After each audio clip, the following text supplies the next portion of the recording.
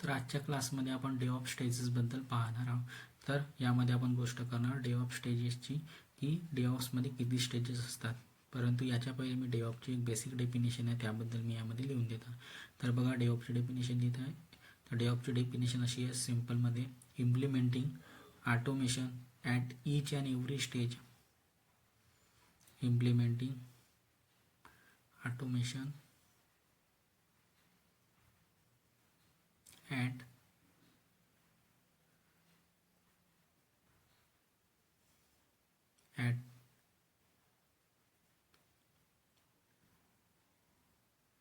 each and every stage is called DevOps. तर ही एक सिम्पलची definition आहे DevOpsबद्दल, तर मी त्यामध्ये लिहून दिलेली आहे. तर DevOps काय आहे? आपण जे पूर्ण काम करत होतो मॅन्युअली, तर यामध्ये DevOpsमध्ये आपण पूर्ण काम करतो ऑटोमेशन मार्फत. जे काम आपण मॅन्युअली करत होतो ते सर्व काम यामध्ये ऑटोमेशन मार्फत करणार. तर आपण आपल्या जे पण कोड बनवला आहे तर तो बिल्डवर ॲटोमॅटिक चालले जाणार, बिल्डवरून टेस्टवर ॲटोमॅटिक चालले जाणार. तर ते काम आपण यामध्ये ऑटोमेट करून दिलेलं आहे. यासाठी CI/CD पाईपलाईनचे तुम्ही नाव ऐकलं असणार, ते यामध्ये यूज केलेले जातात. तर जे काम आपण मॅन्युअली करतो ते सर्व काम आपण प्रत्येक स्टेजवर ॲटोमॅटिक करणार, म्हणजे ऑटोमेशनचे यूज करून करणार. कोडला बिल्ड करण्यापासून टेस्ट करण्यापर्यंत सर्व गोष्टी, मॉनिटरिंगपर्यंत सर्व गोष्टी आपण यामध्ये ऑटोमेशनचे यूज करून करणार. आणि सर्व काम यामध्ये CI/CD पाईपलाईन मार्फत होणार. तुम्ही CI/CD पाईपलाईन कशा पद्धतीने काम करते त्यासाठी टेक अप बेसिक या यूट्यूब चॅनलवर जाऊन जेनकिनची सिरीज पाहून घ्या. त्यामध्ये CI/CDचे व्हिडिओ अपलोड केलेले आहेत, जेनकिन सिरीज. तर बघा यामध्ये प्रत्येक स्टेजवर ऑटोमेशन करून दिलेलं आहे. तर प्रत्येक स्टेजला ऑटोमेशनशी जोडून दिला, तर यालाच आपण DevOps म्हणतो.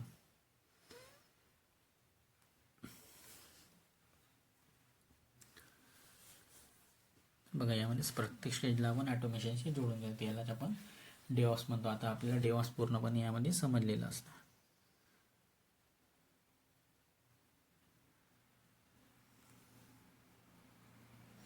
तर आता स्टेजेसची गोष्ट करणार, तर DevOpsमध्ये मेन म्हणजे 4 स्टेजेस आहे बेसिकली.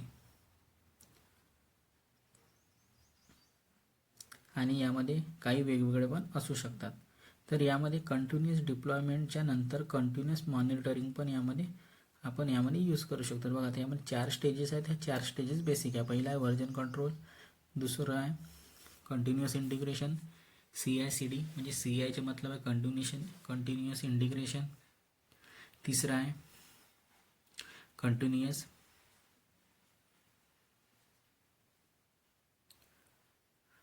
डिलिव्हरी आणि चौथा आहे कंटिन्युअस डिप्लॉयमेंट. तर हे 4 बेसिक स्टेजेस आहेत. परंतु यामध्ये आपण एक ॲड करू शकतो, ते आहे कंटिन्युअस मॉनिटरिंग. तर ह्या मुख्यतः हे 4 बेसिक स्टेजेस आहेत. परंतु यामध्ये एक आपण ॲड करू शकतो कंटिन्युअस मॉनिटरिंग.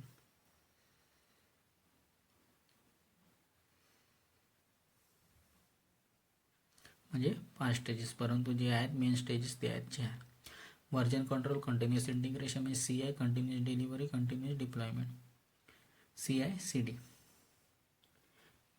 परंतु यामध्ये हे बेसिक 4 स्टेजेस आहेत मेन.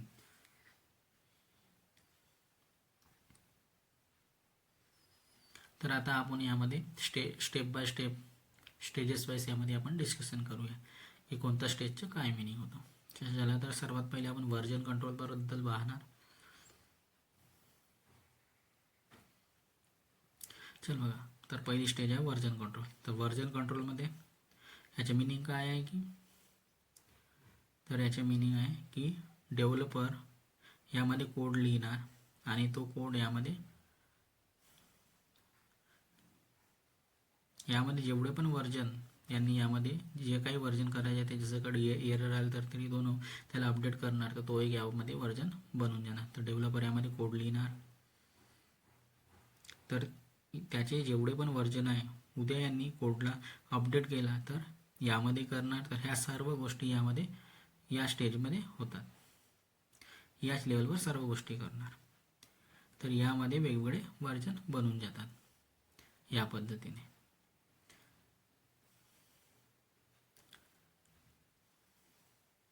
तर डेव्हलपर लेवलवर जो काम होत आहे तो काम होत आहे वर्जन कंट्रोलवर होत आहे. तर बघा, डेव्हलपर लेवलवर जो काम होत आहे तो वर्जन कंट्रोलवर होत आहे. आणि यामध्ये जे टूल यूज होत आहे ते आहे गिट. तर यामध्ये आपण गिट टूलचे यूज करणार आणि गिटमध्ये सर्व वर्जन कंट्रोल जेवढे पण आहे ते यामध्ये ठेवलेले असतात. तर यासाठी गिटचे यूज करणार.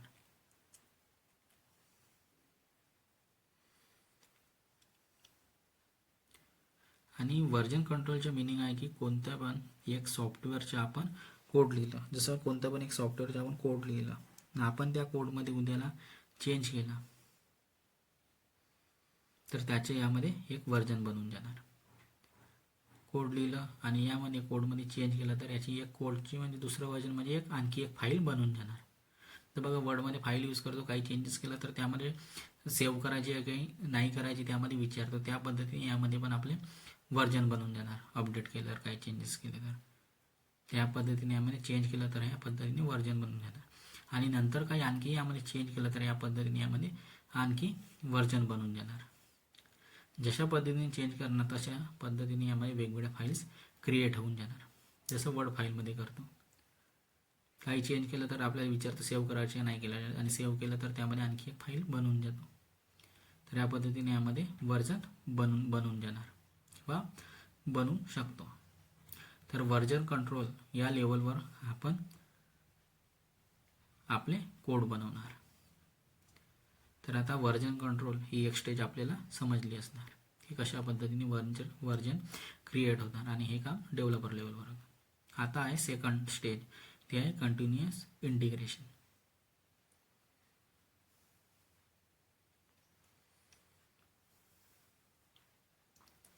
तर बघा, सेकंड स्टेज कशा पद्धतीने त्याबद्दल पण सांगून देतो. तर पहिली लेवल जे स्टेज होती ती समजली असणार. तर आता कंटिन्युअस इंटिग्रेशन सेकंड स्टेजबद्दल डिस्कस करणार. तर कंटिन्युअस इंटिग्रेशनच्या आतमध्ये काय करणार, यामध्ये आपण कंपाईल करणार कोडला, त्या कोडला व्हॅलिडेट करणार आणि पाहणार कोड प्रॉपरली काम करत आहे की नाही करत आहे किंवा चालत आहे की नाही चालत आहे. ह्या गोष्टी सर्व कोडला यामध्ये प्रॉपरली चेक करणार. आणि त्या कोडमध्ये काही एरर आहे किंवा येत आहे किंवा कोणत्या लाईनमध्ये त्या कोडमध्ये एरर येत आहे तर त्या कोडला त्यामध्ये रिव्ह्यू करणार, त्या कोडची युनिट टेस्टिंग करणार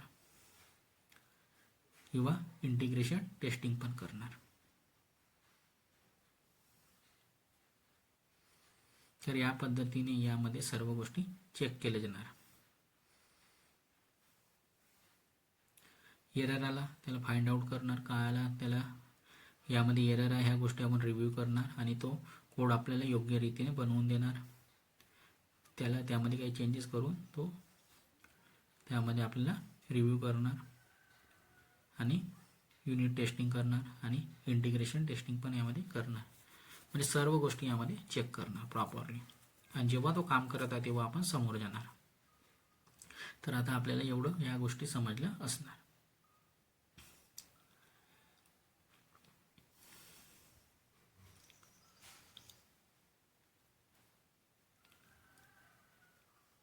तर आता एवढं समजा की यामध्ये वर्जन कंट्रोलमध्ये आपण कोड लिहिलं,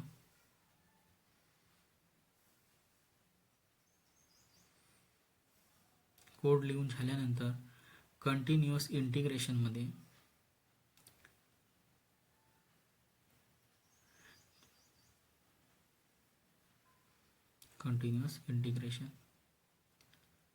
वर्जन कंट्रोलमध्ये कोड लिहिला. आता कंटिन्युअस इंटिग्रेशनमध्ये त्या कोडला पाठवलं तर या कोडमध्ये काही प्रॉब्लेम आहे किंवा नाही किंवा त्याला वाटतं की या कोडला अशा प्रकारे बनवायचे आहे तर यामध्ये ती गोष्ट आपण ॲड करणार किंवा आपल्याला ही गोष्ट त्या कोडमध्ये ॲड पाहिजे तर ती गोष्ट आपण ॲड करणार. तर तो ॲड केल्यानंतर त्या गोष्टीला तो रिव्ह्यू करणार आणि वर्जन कंट्रोलमध्ये वापस पाठवणार.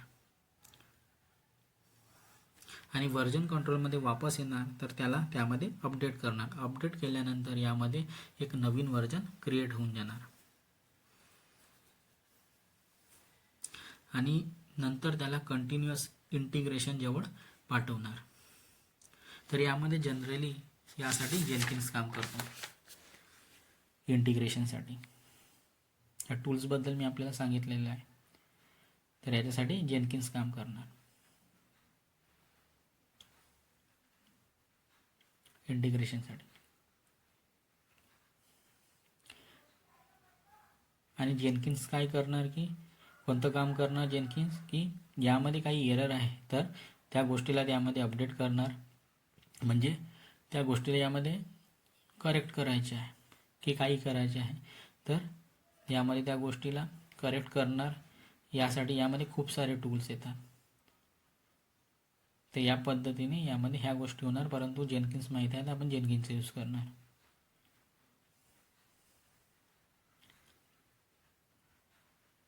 ठीक आहे. यासाठी पण खूप सारे टूल्स असतात पण जेनकिन्स पॉप्युलर आहे.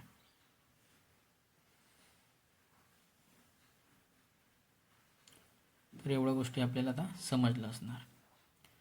तर इंटिग्रेशनसाठी आपण जेनकिन्स यूज करणार.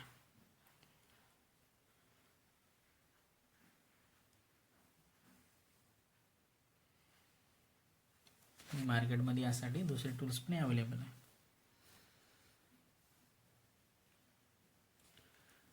तर बघा आता मी सांगते आणखी की व्हर्जन कंट्रोलमध्ये आपण कोड बनवणार.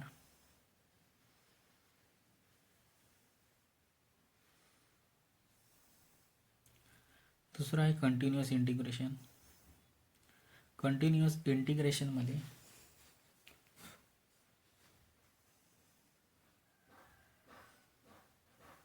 कोड टेस्ट होणार की कोड योग्य आहे की नाही ह्या गोष्टी यामध्ये चेक करणार, कंपाईल करणार त्या कोडला. पूर्ण कोड सिंगल एंटिटीच्या प्रकारे काम करणार. यामध्ये जे छोटे छोटे पार्ट्समध्ये कोड केलं होतं त्यांना एक बनवणार आणि सिंगल एंटिटीनुसार तो कोड काम करणार.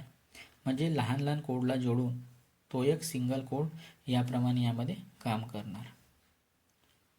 छोटे छोटे कोड जोडले आपण म्हणजे प्रत्येक टीम वेगवेगळे कोड आपापल्या पद्धतीने काम करतात. तर आता या कोडला पूर्ण एकसाथ जोडून आपण काम करणार, म्हणजे एक सिंगल कोडप्रमाणे यामध्ये आता काम करणार.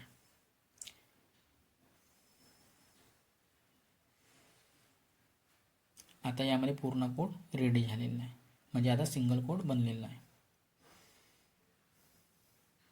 हे बघा यामध्ये वेगवेगळे पार्ट्समध्ये कोड झाले, परंतु याला आपण एक सिंगल कोड बनवणार, म्हणजे आता हा सिंगल कोडप्रमाणे काम करणार. लहान लहान कोडला जोडून आपण एक यामध्ये सिंगल कोड बनवणार. तर आता एवढ्या गोष्टी आपल्याला समजला असणार आणि एक सिंगल कोड बनवल्यानंतर हा सिंगल कोडप्रमाणे यामध्ये काम करणार. तर आता हा सेकंड स्टेज पण आपल्याला समजली असणार यामध्ये. आता यानंतर येतो थर्ड स्टेज. थर्ड स्टेजमध्ये आहे कंटिन्युअस डिलिव्हरी.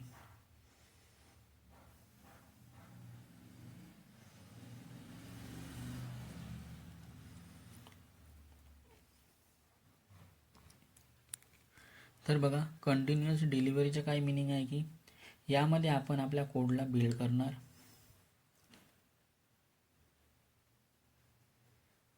म्हणजे सेकंड जे कोड नंतर आपण बिल्ड करतो तेवाले स्टेप आलेली आहेत. तर आता यामध्ये आपल्या कोडला बिल्ड करणार, त्या कोडला आपण एक्झिक्युटेबल फाईल बनवणार, म्हणजे .exe फाईल बनवणार. एक्झिक्युटेबल फाईल बनवणार बिल्ड करणार, तर म्हणजे .exe म्हणजे एक्झिक्युटेबल फाईल बनवणार. त्यानंतर त्याला टेस्ट करणार टेस्टिंग सर्व्हरवर.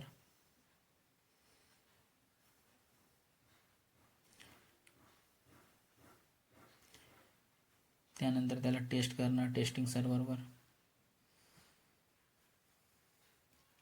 आणि यामध्ये आपण मॅवेनचा यूज करणार. बिल्डसाठी आपण मॅवेन टूलचा यूज करतो.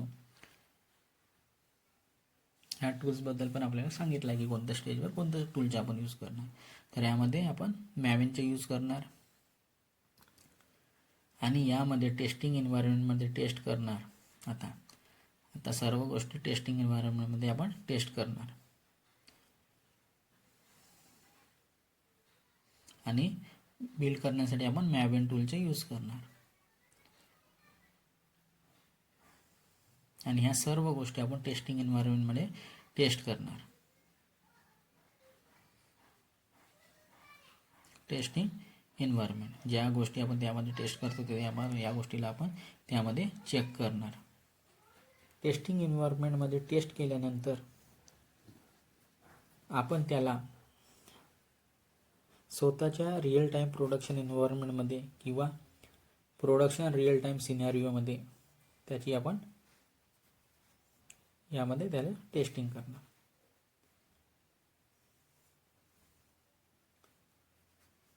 आणि टेस्टिंग एन्व्हायरमेंट इट्स डिफरंट. कारण बघा यामध्ये लिहून पण देत आहे. तर बघा त्या सर्व गोष्टीला आपण टेस्ट केल्यानंतर आपण स्वतःच्या रिअल टाईम एन्व्हायरमेंटमध्ये पण चेक करणार किंवा प्रोडक्शन एन्व्हायरमेंटमध्ये चेक करणार. परंतु टेस्टिंग एन्व्हायरमेंट इट्स डिफरंट. कारण यामध्ये त्याच्या वस्तू टेस्ट करता की हा वाला यामध्ये सिंगल कोट काम करत आहे की नाही ह्या गोष्टी आपण यामध्ये चेक करतो.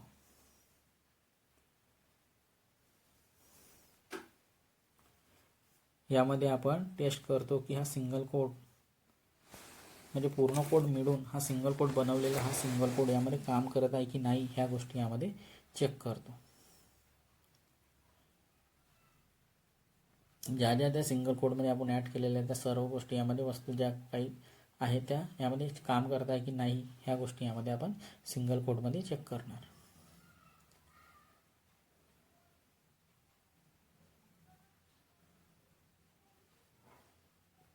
काय काम करत आहे की नाही या गोष्टी यामध्ये चेक करणार.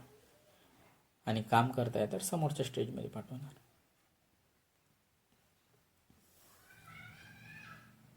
आणि टेस्टिंग एन्व्हायरमेंटचे मीनिंग आहे की पहिले लॉग इन चेक करणार यामध्ये. म्हणजे यामध्ये ज्या काही आपण बनवलेलं सॉफ्टवेअर बनवलं तर त्या लॉग इन पेज चेक करत आहे की लॉग इन होत आहे की नाही होत आहे या गोष्टी यामध्ये चेक करणार. यामध्ये प्रोडक्ट सिलेक्ट करणार. जसे ॲमेझॉनची वेबसाईट आहे, वेबसाईट बनवली तर यामध्ये लॉग इन पेज चेक करणार की लॉग इन होत आहे की नाही होत आहे. की यामध्ये प्रोडक्ट सिलेक्ट करतो तर योग्य सिलेक्ट होत आहे की नाही होत आहे ह्या गोष्टी चेक करणार. आणि यामध्ये आपण एक एक गोष्टी यामध्ये प्रत्येक गोष्टी यामध्ये चेक करून पाहणार. पेमेंट होत आहे की नाही होत आहे या गोष्टी पण यामध्ये चेक करणार. तर अशा पद्धतीने टेस्टिंग याची करून पाहणार एन्व्हायरमेंटमध्ये. प्रोडक्ट सिलेक्ट करून पण पाहणार की तोच प्रोडक्ट येत आहे की नाही येत आहे किंवा दुसरं येत आहे. या पद्धतीने यामध्ये पूर्ण गोष्टी चेक केल्या जातात. आणि ह्या सर्व गोष्टी चेक केल्यानंतर आपण त्यानंतरच्या स्टेजेसमध्ये जातो. कंटिन्युअस डिप्लॉयमेंट या स्टेजेसमध्ये चाललं जाणार. पूर्ण गोष्टी रेडी येतात. आणि यानंतर आपण कंटिन्युअस डिप्लॉयमेंटमध्ये जाणार. तर यामध्ये चौथी स्टेज आहे कंटिन्युअस डिप्लॉयमेंट.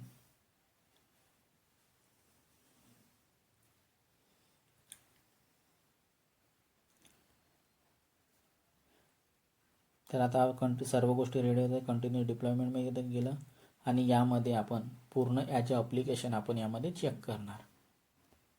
कंटिन्युअस डिप्लॉयमेंटमध्ये पूर्ण ॲज अ ॲप्लिकेशन आपण यामध्ये चेक करणार. आता हा प्रॉपर ॲप्लिकेशननुसार दिसत आहे की नाही किंवा काम करत आहे की नाही ह्या गोष्टी यामध्ये प्रॉपरली चेक करणार.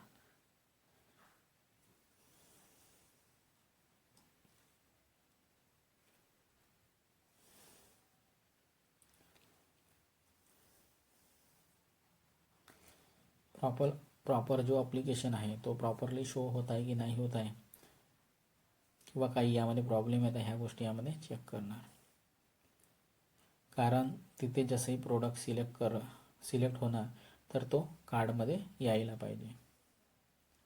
जसं आपण ॲमेझॉन किंवा फ्लिपकार्टवरून कोणत्या गोष्टी घेतो तर प्रोडक्ट सिलेक्ट केला तर आपण ॲड अ कार्ड किंवा असे ऑप्शन येतो त्यामध्ये. किंवा आपण प्रोडक्ट परचेस करता त्यामध्ये पेमेंटचे ऑप्शन पण येतो. तर या पद्धतीने यामध्ये ऑप्शन यायला पाहिजे. जसं प्रोडक्ट सिलेक्ट होणार तर तो कार्डमध्ये शो होणार. कार्डमध्ये दिसल्यानंतर आपल्याला ऑप्शन पेमेंटचे यामध्ये यायला पाहिजे. कार्ड म्हणतात ना, आपण ॲमेझॉन किंवा फ्लिपकार्ट यूज करतो त्यामध्ये समजत असेल आपल्याला. कार्डमध्ये दिसल्याने आपल्याला ऑप्शन पेमेंटची यामध्ये यायला पाहिजे की UPIने करायचे आहे की कॅश ऑन डिलिव्हरी करायची, यामध्ये पेमेंटचे ऑप्शन शो व्हायला पाहिजे. ह्या सर्व गोष्टी यामध्ये प्रोडक्शन एन्व्हायरमेंटमध्ये आपण टेस्ट करणार. तर अशा पद्धतीने ह्या सर्व गोष्टीची चेकिंग केली जाते, म्हणजे टेस्टिंग केली जाते. तर या पद्धतीने आपण सर्व गोष्टी चेक करणार.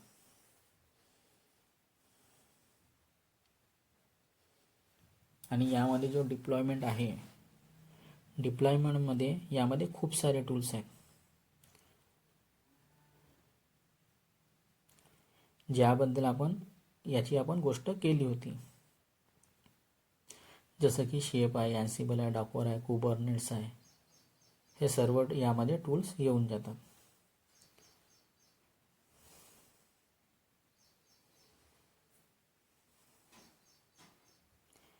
या प्रकारे यामध्ये सर्व टूल्स येऊन जातात. परंतु यानंतर आपण यामध्ये एक स्टेज आपण ॲड करू शकतो किंवा यामध्ये जोडू शकतो, ती आहे कंटिन्युअस मॉनिटरिंग. तर बघा, मी 4 स्टेजेस सांगितले होते मेन आहेत म्हणून, आणि त्यामध्ये आपण एक स्टेज ॲड करू शकतो. ह्या गोष्टी पण मी आपल्याला स्टार्टिंगला सांगितल्या. तर यामध्ये एक स्टेज ॲड करू शकतो कंटिन्युअस मॉनिटरिंग. तर कंटिन्युअस मॉनिटरिंगमध्ये आपण AWSचे यूज करतो, तर आपण AWSचा क्लाउडवाच यूज करू शकतो. AWSचा क्लाउडवाच खूप फेमस आहे मार्केटमध्ये सध्या. आणि ज्यांनी लिनक्स सर्व्हर वगैरे कॉन्फिगर केलं असेल तर त्यांना माहिती असेल NAGOS बद्दल. मॉनिटरिंग टूल आहे, तर NAGOSचे पण आपण यामध्ये यूज करू शकतो.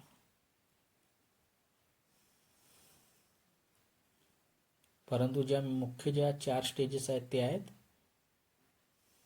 जे मी आपल्याला यामध्ये सांगितलेलं आहे. पहिली आहे व्हर्जन कंट्रोल, दुसरा आहे कंटिन्युअस इंटिग्रेशन,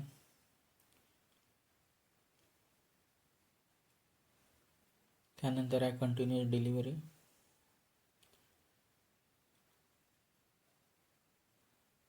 बघा यामध्ये मी चुकी केलेली येताना, ठीक आहे.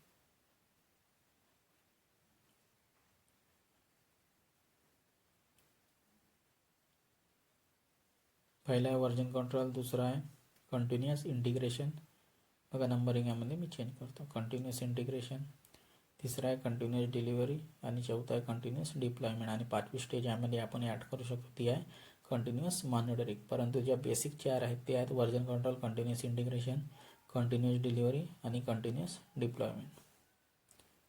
परंतु आपण मॉनिटरिंग करतो म्हणून यामध्ये आपण 5वी स्टेज यामध्ये ॲड करू शकतो. परंतु 4 मुख्य स्टेजेस आहेत, तर ह्या गोष्टी आपल्याला समजल्या असणार. परंतु DevOpsमध्ये एक गोष्ट पाहिली असणार की CI/CD तुम्ही ऐकलं असणार DevOpsमध्ये. तर त्या जे स्टेजेस आहेत तर ते हेच आहेत CI/CD. तर बघा यामध्ये स्टेजेस लिहितो, व्हर्जन कंट्रोल,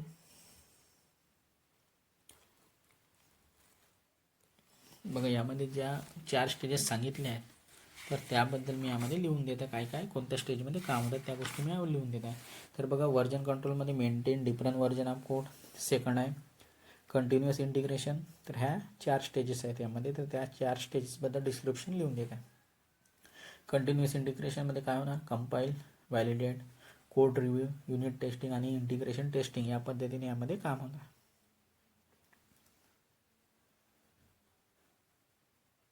आणि ह्या गोष्टी तुम्हाला कोणीच सांगणार नाही. DevOps शिकवत आहे, एवढे व्हिडिओ म्हणजे अपलोड करत आहे, परंतु ह्या गोष्टी तुम्हाला कोणी शिकवणार नाही. तिसरा आहे कंटिन्युअस डिलिव्हरी.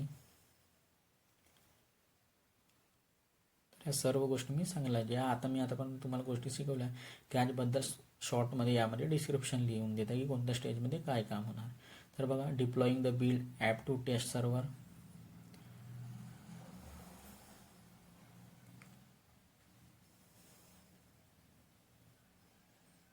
आणि चौथा आहे continuous deployment.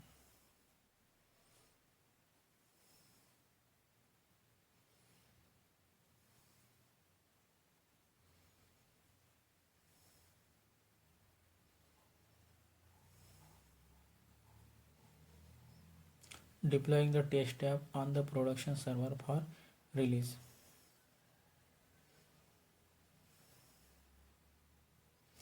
On the production server for release.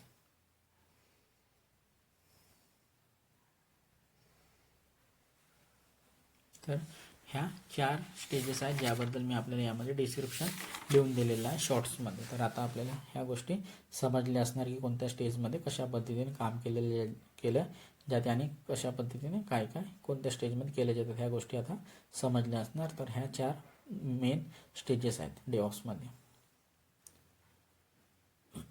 तर बघा, आणि एक डेव्हऑप्समध्ये तुम्ही गोष्टी ऐकल्या असेल CI/CD.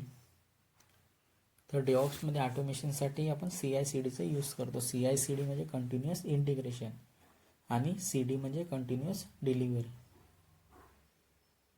तर जो कॉन्सेप्ट आहे CI/CDचा तो कॉन्सेप्ट हाच आहे यामध्ये, कंटिन्युअस इंटिग्रेशन आणि कंटिन्युअस डिलिव्हरी. हाच CI/CDचा कॉन्सेप्ट आहे. आता आपल्याला समजलं असणार की का बरं ह्या स्टेजचे यूज केलेले जाते. म्हणून तो डेव्हऑप्सचा जो तुम्ही लोगो किंवा इमेज पाहिली असेल तर त्यामध्ये तो कंटिन्युअस घुमत असतो बघा, असं या आपण ड सारखा त्याचा सिम्बॉल आहे. तर हाच CI/CDचा कॉन्सेप्ट आहे. म्हणूनच जो डेव्हऑप्सचा जो लोगो आहे यामुळेच तो त्या पद्धतीने बनवला आहे. मराठीमध्ये ड म्हणतात त्याला. या पद्धतीने ते बनवलेलं आहे. तर कंटिन्युअस इंटिग्रेशन आणि कंटिन्युअस डिलिव्हरी म्हणजे यामध्ये कंटिन्युअस तो चालत राहतो.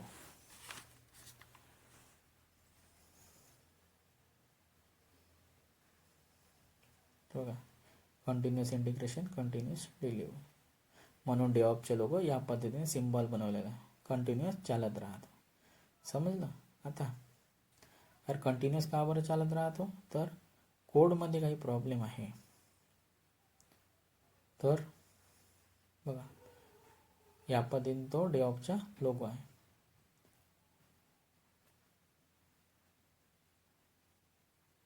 म्हणून डेव्हऑप्स लोगो याप्रमाणे यामध्ये बनवलेला आहे, म्हणजे या पद्धतीने क्रिएट केलेला आहे. म्हणजे कोडमध्ये काही प्रॉब्लेम आहे तर तो त्यामध्ये तुरंतमध्ये त्याला वापस येऊन जातो काही प्रॉब्लेम असेल तर. नंतर त्याला त्या कोडला अपडेट करून त्यामध्ये तो पाठवणार गिटहबमध्ये. आणखी तो म्हणजे तो त्यामध्ये जसंही त्याला कोड त्याला पाठवलं त्याने तो अपडेट केला आणि त्यानं गिटहबमध्ये अपलोड करून देणार आणि तो कोडला पाठवणार समोर. तर तो सर्व काम यामध्ये जो चालत आहे तो कंटिन्युअस चालत आहे आणि हे एकमेकासोबत यामध्ये ऑटोमेशन होत आहे. यामध्ये फास्ट प्रोसेस आहे यामध्ये. जी प्रोसेस चालते ती पूर्ण कंटिन्युअस चालत आहे आणि यामध्ये सर्व स्टेजेसमध्ये ऑटोमेशन होत आहे. तर हे सर्व काम जो होत आहे तो ऑटोमेटेड होत आहे. म्हणून जो डेव्हऑप्सचा लोगो आहे किंवा इमेज आहे ती या पद्धतीने क्रिएट केलेली आहे. कंटिन्युअस पूर्णपणे म्हणजे सतत चालत आहे आणि यामुळे याच गोष्टीमुळे यामध्ये ऑटोमेशन पॉसिबल आहे.